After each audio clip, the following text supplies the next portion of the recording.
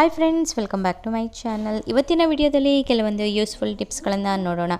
ನಮ್ಮ ಮನೆಗಳಲ್ಲಿ ಹಳೆಯ ಶರ್ಟ್ಗಳೆಲ್ಲ ಇರುತ್ತೆ ಅಲ್ವಾ, ಈ ತೋಳ ಹತ್ರ ಇರುವಂತಹ ಈ ಪಾರ್ಟನ್ನು ಕಟ್ ಮಾಡ್ಕೊಳ್ಳೋಣ. ಅದಕ್ಕೆ ಬಟನ್ ಇರುತ್ತಲ್ವ, ಅದನ್ನು ಕಟ್ ಮಾಡ್ಕೊಳ್ಳಿ.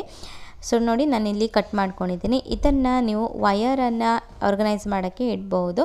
ಸೊ ನಿಮ್ಮ ಮಿಕ್ಸಿ ಆಗಿರ್ಬೋದು ಅಥವಾ ಇಸ್ತ್ರಿ ಪೆಟ್ಟಿಗೆ ಆಗಿರ್ಬೋದು, ವಯರು ಸ್ವಲ್ಪ ದಪ್ಪ ಇರುತ್ತೆ ಅಲ್ವಾ. ಸೊ ಅದಕ್ಕೋಸ್ಕರ ಇದನ್ನು ಈ ರೀತಿಯಾಗಿ ನೀವು ಹಾಕಿ ಇಡ್ಬೋದು. ಕರೆಕ್ಟಾಗಿದ್ದು ಫಿಕ್ಸ್ ಆಗುತ್ತೆ. ಮಿಕ್ಸಿಗೂ ಕೂಡ ನೀವು ಇದೇ ರೀತಿ ಮಾಡ್ಬೋದು. ಆದರೆ ಮಿಕ್ಸಿಯ ವಯರು ಸ್ವಲ್ಪ ತೆಳ್ಳಗಿದ್ರೆ ಇದು ಸ್ವಲ್ಪ ಜಾರತ್ತೆ, ಅಷ್ಟೊಂದು ಈ ಟಿಪ್ಪು ಉಪಯೋಗ ಆಗೋದಿಲ್ಲ. ಆದರೆ ದಪ್ಪ ಇರುವಂತಹ ವಯರ್ ಇದ್ದರೆ ಉಪಯೋಗ ಆಗುತ್ತೆ. ಸೆಕೆಂಡ್ ಟಿಪ್ ಅಂದ್ಬಿಟ್ಟು, ನಾನೊಂದು ಹಳೆಯ ಟಿ ಶರ್ಟನ್ನು ತೆಗೆದುಕೊಂಡಿದ್ದೀನಿ. ಟಿ ಶರ್ಟು ಸ್ವಲ್ಪ ಚಿಕ್ಕದಿರೋದ್ರಿಂದ ನಾನು ಕೈಯ ಪಾರ್ಟನ್ನು ಕೂಡ ತೆಗೆದುಕೊಳ್ತಾ ಇದ್ದೀನಿ. ಸೊ ದೊಡ್ಡದಿದ್ದರೆ ನೀವು ಕೈ ಪಾರ್ಟನ್ನು ಕಟ್ ಮಾಡ್ಕೊಳ್ಬೋದು. ಸೊ ಇವಾಗ ಇದನ್ನು ನಾವು ಪ್ಲೇಟ್ಸನ್ನು ಮಾಡ್ಕೊಳ್ಳೋಣ. ಸೊ ಈ ರೀತಿ ಪ್ಲೇಟ್ ಮಾಡಿಕೊಂಡು ಒಂದು ರಬ್ಬರ್ ಬ್ಯಾಂಡನ್ನು ಇದಕ್ಕೆ ಹಾಕಿ ಇದನ್ನು ನೀವು ಮಿಕ್ಸಿಯ ಕವರಾಗಿಯೂ ಕೂಡ ಯೂಸ್ ಮಾಡ್ಬೋದು. ನೋಡಿ ಯಾವ ರೀತಿಯಾಗಿ. ಸೊ ಈಸಿಲಿ ತೆಗಿಬೋದು ಮತ್ತು ಈಸಿಲಿ ಹಾಕ್ಬೋದು. ಸೊ ಸೂಪರಾಗಿದೆಯಲ್ವ ಈ ಟಿಪ್ಪು. ಟಿಪ್ ನಂಬರ್ 3, ನಾವು ಒಳ್ಳೊಳ್ಳೆ ಸುವಾಸನೆ ಇರುವಂಥ ಸೋಪ್ಗಳನ್ನು ಯೂಸ್ ಮಾಡ್ತೀವಿ. ಇದರ ಕವರ್ಗೂ ಕೂಡ ಒಳ್ಳೆಯ ಸ್ಮೆಲ್ ಇರುತ್ತೆ.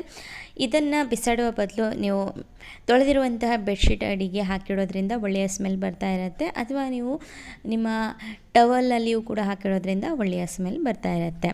ಟಿಪ್ ನಂಬರ್ 4, ಸೊ ಇವಾಗಂತೂ ಮಾಸ್ಕಿಂದೇ ಪ್ರಾಬ್ಲಮ್ ಆಗಿರುತ್ತೆ. ಸೊ ಮಾಸ್ಕು ಎಲ್ಲಿಟ್ಟರೂ ಕೂಡ ಮರೆತು ಹೋಗ್ತೇವೆ. ಸೊ ಹಾಗಾಗಿ ನೀವೇನು ಮಾಡ್ಬೋದು, ಒಂದು ಹ್ಯಾಂಗರನ್ನು ತೆಗೆದುಕೊಂಡು ಈ ರೀತಿಯಾಗಿ ಆರ್ಗನೈಸ್ ಮಾಡ್ಬೋದು. ನೋಡಿ, ಸೊ ಈ ಒಳಗಡೆಯಿಂದ ಹಾಕಿ ಈ ರೀತಿಯಾಗಿ ಹಾಕಿಡೋದ್ರಿಂದ ಒಂದೇ ಕಡೆಗೆ ಎಲ್ಲ ಮಾಸ್ಕನ್ನು ನೀವು ಅರೇಂಜ್ ಮಾಡ್ಬೋದು. ಬೇಕಾದ ಟೈಮಿಗೆ ಯೂಸ್ ಮಾಡ್ಬೋದು.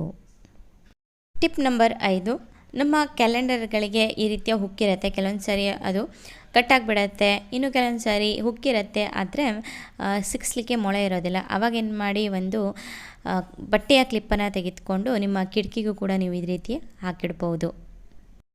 ಗಾಳಿಗೆ ಕ್ಯಾಲೆಂಡರು ಪದೇ ಪದೇ ಹಾರ್ತಾ ಇರುತ್ತೆ. ಅದಕ್ಕೆ ಪೆನ್ನಿನ ಟಾಪನ್ನು ಈ ರೀತಿಯಾಗಿ ಸಿಕ್ಕಿಸಿ ಇಡ್ಬೋದು.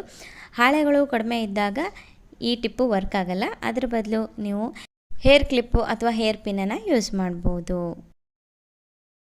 ತೆಳು ಪಾತ್ರೆಗಳನ್ನು ನಾವು ಬಿರಿಯಾನಿ ಮಾಡುವಾಗ ಯೂಸ್ ಮಾಡಿದಾಗ ಅದು ಬೇಗ ಸೀದು ಹೋಗುತ್ತೆ ಮತ್ತು ಕಪ್ಪಾಗುತ್ತೆ ಪಾತ್ರೆ. ಅದಕ್ಕೋಸ್ಕರ ಸ್ವಲ್ಪ ಎಣ್ಣೆಯನ್ನು ಹಚ್ಕೊಳ್ಳಿ.